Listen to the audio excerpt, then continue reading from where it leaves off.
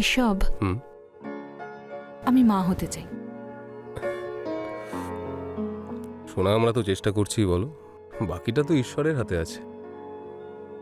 আমাদের বিয়ে হয়েছে 1.5 বছর হলো। তোমার মনে আছে আমার সেই বান্ধবী সরিতা? ওর বিয়ে আমাদের বিয়ের 1 মাস পরে হয়েছিল। কালকেই ওর সাথে কথা হলো। ও মা হয়ে গেছে আর খুব খুশি আছে। টেনশন নিও না, সন্তান আসবেই। কয়েকদিনই তো হলো বিয়ে হয়েছে আমাদের। জানো কত লোক আছে বিয়ের 10-12 বছরে হয়নি। আমি অপেক্ষা করব না। আচ্ছা, এমন করলে কেমন হয় যদি কোনো ডক্টরের কাছে যাই? শোনো, যে ডক্টররা আছে না, শুধু টাকা কামাবে। ওদের কাছে গেলে যা খুশি তাই বলতে থাকবে। আমি জানি না, আমি বাচ্চা চাই।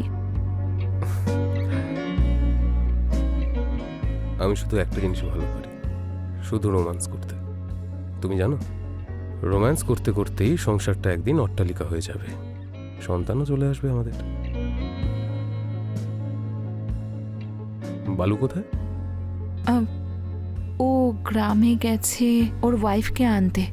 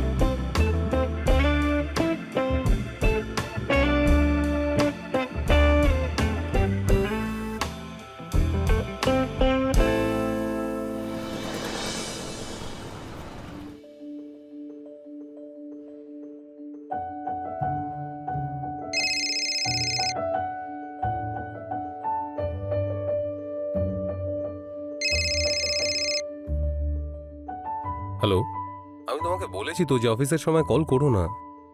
হ্যাঁ জানি তুমি বিজি আছো, কথাটাই এমন যে কল করতে হলো। একটা খুশির খবর দেওয়ার ছিল তোমায়। কেন, তোমার মা আসছে নাকি বাড়িতে? মা আসবে তো তোমার কি? আসলে তুমি বাবা হতে চলেছ। কি? হ্যাঁ। আচ্ছা শোনো না, আজ তুমি অফিস থেকে ছুটি নিয়ে বাড়িতে তাড়াতাড়ি আসতে পারবে? আসলে আমি চাইছিলাম এটা তোমার সঙ্গে সেলিব্রেট করি। আরে আজকে না, আমার অনেক কাজ, একটু লেট হয়ে যাবে। তোমার কাছে তো কাজই সবার আগে। যাকগে, তুমি যা ইচ্ছে করো। আচ্ছা বাবা, আমি আসছি।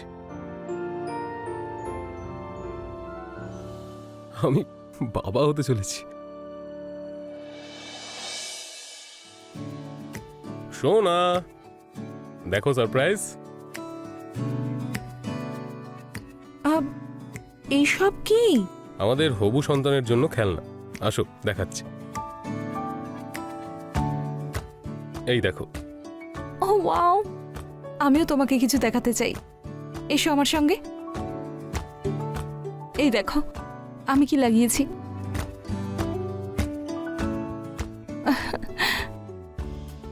তাহলে বলো, আমায় কোথায় নিয়ে যাবে? কোথায় যেতে চাও তুমি?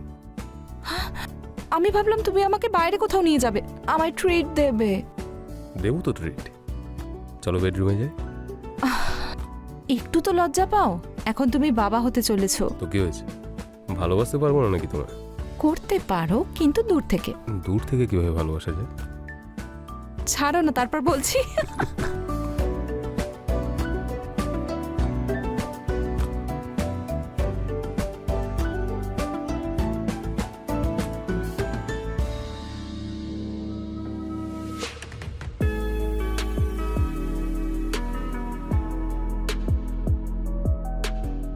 তুমি এইসব করলে তো ও কি ভাববে? বাচ্চারা কিচ্ছু বুঝতে পারবে না, জানো তো।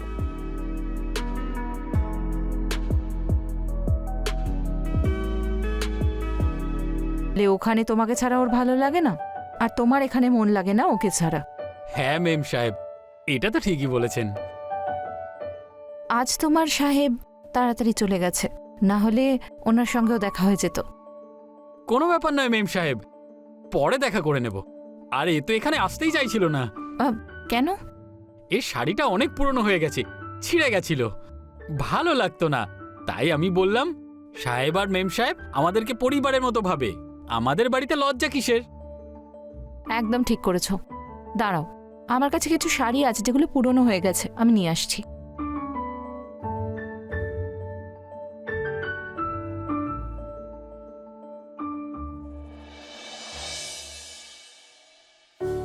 আজকে খুব একটা বেশি কাজ নেই, একটা কাজ করা যাক। আজ বাড়ি গিয়ে ওকে সারপ্রাইজ দিই। চাবিও আমার কাছেই আছে, পেছন থেকে গিয়ে জড়িয়ে ধরবো, আনন্দ হয়ে যাবে।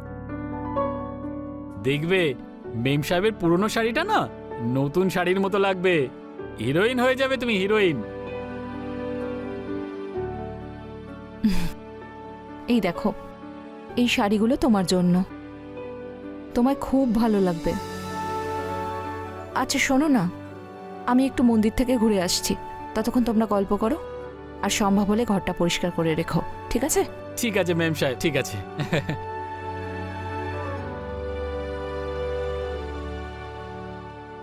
আরে কি করছো? সেটাই, যেটা আমি করার জন্য অপেক্ষা করছিলাম। তুমিও তো ওখানে। আমি এখন ওইসব কিছু করব না। হ্যাঁ, মিথ্যা কথা বলতে ওস্তাদ তুমি না? চলো এই শাড়িটাকে পরে দেখাও তো, তারপরে তো দেখি তোমাকে হিরোইনের মতো লাগছে কিনা। হ্যাঁ। চলো।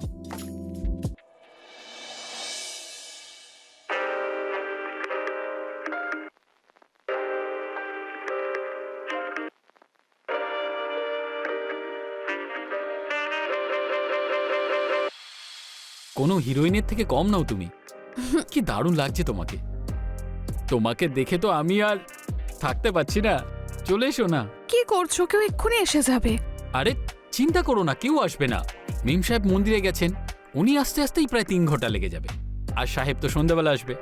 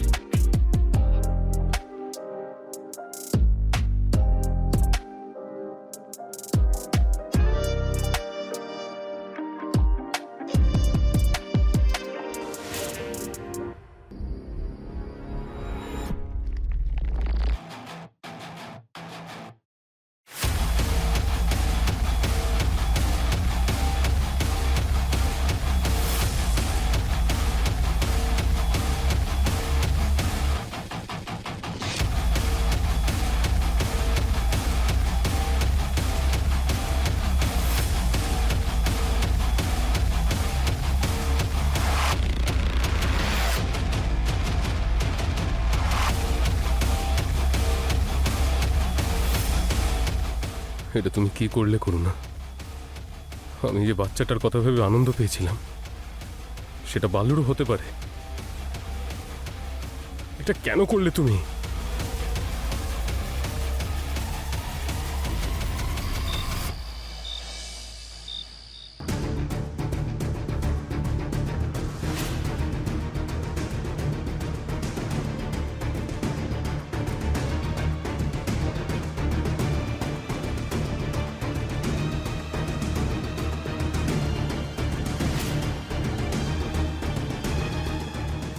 এই নাও তোমার দুধ।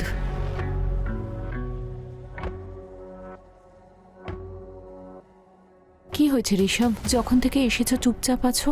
কিছু না, আমার মুডটা ঠিক নেই। ওকে, আমি জানি মুড কি করে ঠিক করতে হয়। আর নাটকটা করো না তো তুমি এখন। নাটক করছি আমি? কি হয়েছে তোমার?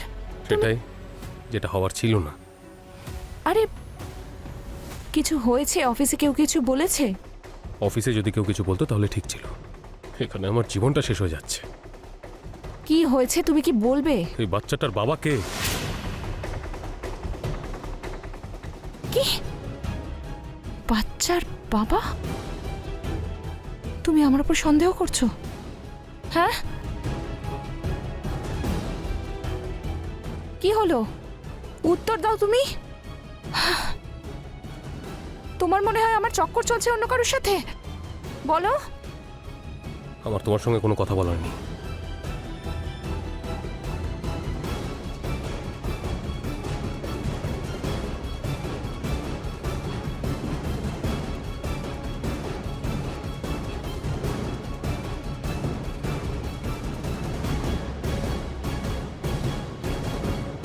এইসব কি? আমাদের হবু সন্তানের জন্য খেলনা। এই দেখো। ওয়াও, আমিও তোমায় কিছু দেখাতে চাই। এই দেখো আমি কি লাগিয়েছি।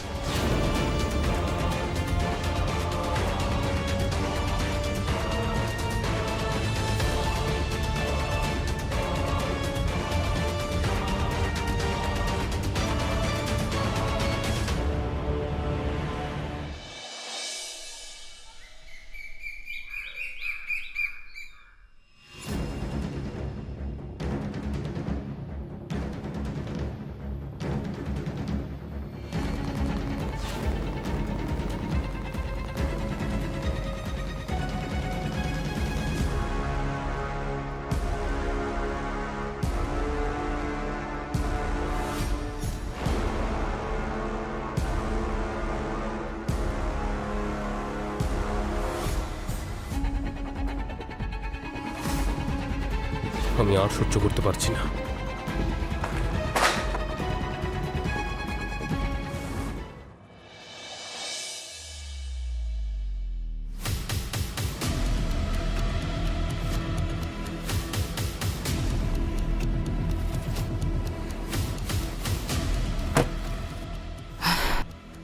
কি হয়েছে ঋষভ, তুমি আমায় এভাবে কেন ডাকলে? নিশ্চয়ই কারণ আছে। আমি কিছুদিন ধরে দেখছি কিছু একটা গন্ডগোল হয়েছে তোমার আমার সাথে। সঙ্গে? হ্যাঁ, অ্যাকচুয়ালি গন্ডগোল বাইরে থেকে নয়, তোমার মাথায় আছে। আবার ওই ফালতু প্রশ্নটা জিজ্ঞেস করো না যে বাচ্চার বাবাকে। এটাই তো জিজ্ঞাসা করার আছে যে বাচ্চাটার বাবা কে, আমি না বালু? বললো? হ্যাঁ, ছি, আমি একটা কাজের লোকের সাথে? তুমি এরকম কি করে ভাবতে পারলে? তুই অসভ্যতা করতে পারিস আর আমি অসভ্য কিছু ভাবতে পারবো না? বল এই বাচ্চাটার বাবা কে? যদি এই কথাগুলোই বলতে হয় আমি চলে যাব। এভাবে কিভাবে যেতে পারিস তুই? উত্তর দিয়ে যেতে হবে তোকে। বল বাচ্চাটার বাবা কে? তুমি কি পাগল হয়ে গেছো? চিকিৎসা দরকার তোমার। আমি আমার চিকিৎসা করাবো আর আর তুই বালুর সাথে বাড়িতে মজা করবি, তাই তো? আরে ছাড়ো আমাকে, কি করছো?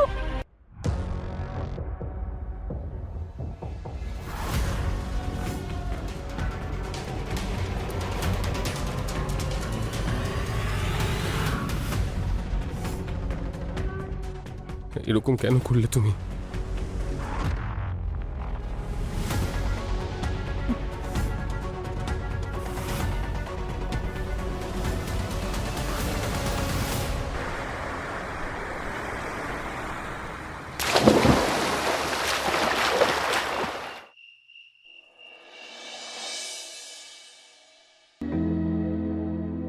এই নো ম্যাডাম লিপস্টিক।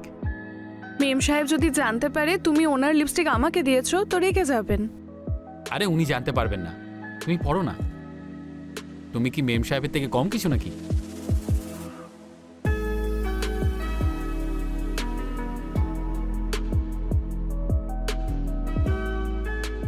আচ্ছা চলো ঘরে যাই, অনেক রাত হয়ে গেছে, সাহেব আর মেম সাহেব এসে যাবে।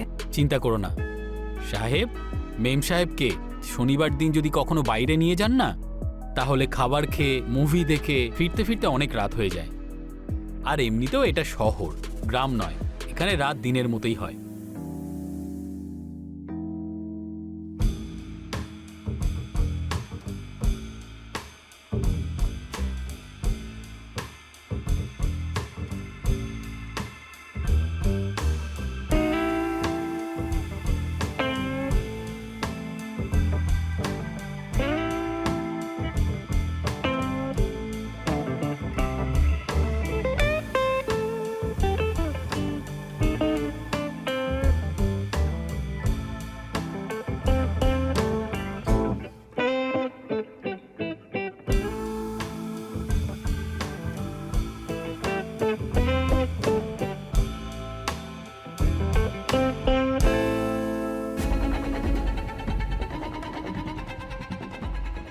করোনা এখানে কি করে হতে পারে? ওকে তো আমি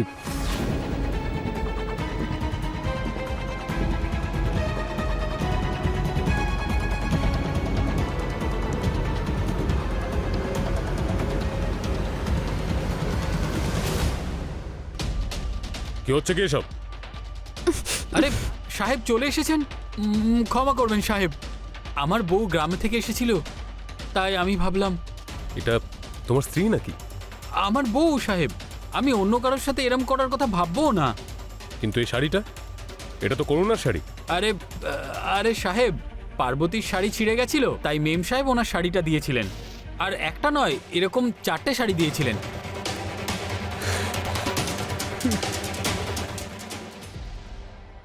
আমি আমার নিজের হাতে আমার স্ত্রীকে মেরেছি। বালু, পুলিশকে কল কর।